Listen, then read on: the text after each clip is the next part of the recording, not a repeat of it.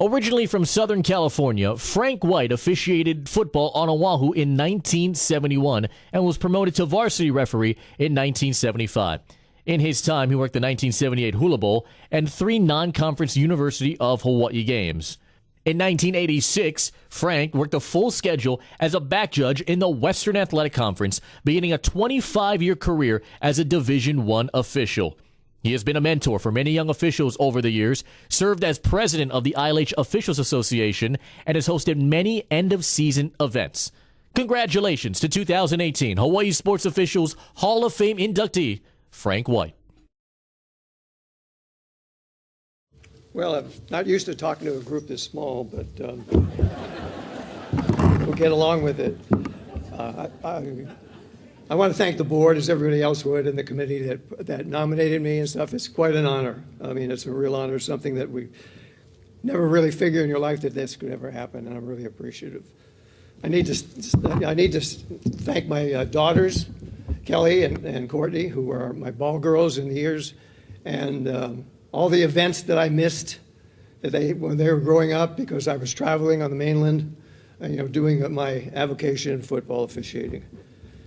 I also want to thank Gail Thomas, sitting right over there. She was my lifeblood in the office, been with me for like 35 years, and she was running the show while I was gallivanting all over the U.S. doing football games. Thank you, Gail. I'd also like to thank Ralph Martinson over there, who was my racquetball partner for 20 years, former AD at Punahou, longtime AD at Punahou. He kept me in shape and was able to officiate at that level. And then, of course, I need to thank my wife, Sally. If it wasn't for her, of course, when I talk to folks wanting to officiate, if you don't have your significant other or wife on your side, don't do it. Don't do it. And she's been a host. We've hosted many teams, many officials over the years. It was really great. And as we mentioned, too, I'm real honored, too, to be here on this podium with 2 of my mentors, and Roy Chong, who helped me, and I called him up when he advertised in the paper and said, we need some officials. He said, well, Howdy boy, maybe we could work it out. But come to the library, we'll see if you have any possible chances, which I did, and he kind of mentored me and helped me. And then, well into my career in the ILH OIA, he sent me up with Earl Galdera. I was on his crew, and after a year with him, he said that he thought that I had some possibilities.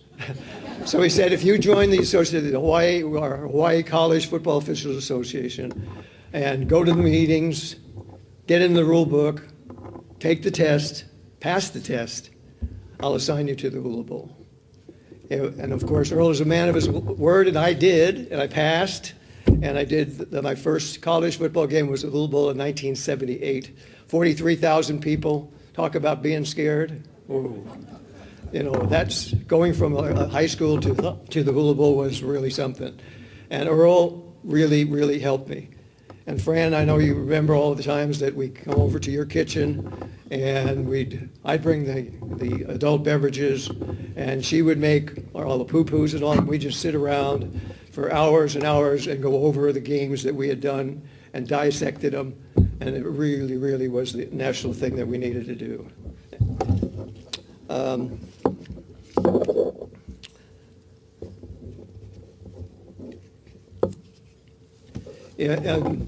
In 1990, our association was doing all the non-conference games for the UH, and we would do 5 or 6 games a year, and then the WAC officials would come over and do the conference games. In 1986, the UH cut a deal with the Western Athletic Conference that their officials, WAC officials, would do all their games. So we were out in the cold, but fortunately for me, being Irish, I was hired in the WAC that same year, so I just went right into it and started to do the games. I had some funny experiences. Fortunately, the WAC had the Air Force Academy in there, so I was able to do all games in all the venues. And in 1979, I went to West Point to do the Air Force Army game. And we had our meeting. It was a split crew, some of us and some of us from the East Coast Conference. And the auxiliary guys came in after we had our meeting, and there were 4 or 5 of them, and they were the chain crew and the timers and stuff. And it looked like it was like the Irish Mafia. It was a Murphy, it was a Sullivan and stuff. And they couldn't wait to see, they wanted to meet the guy from Hawaii. And when they looked at me and found out it was me, another Irishman, they were really disappointed.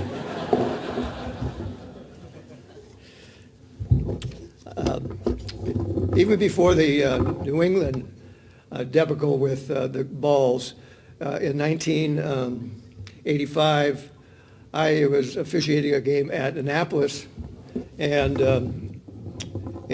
we were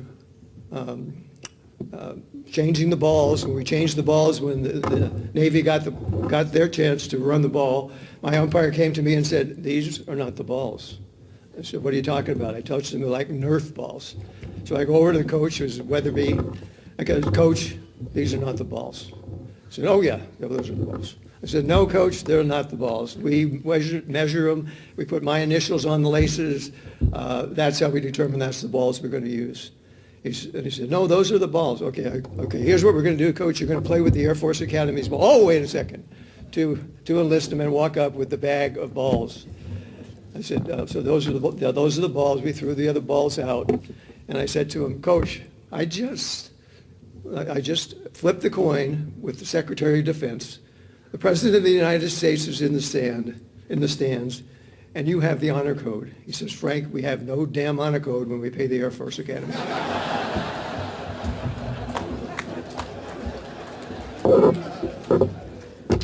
I'd like to thank everybody here. I appreciate it. I thank my family and stuff for attending. I'd like to, my granddaughter, she's here from Seattle with her mother, Malia over there. Thank you, Malia.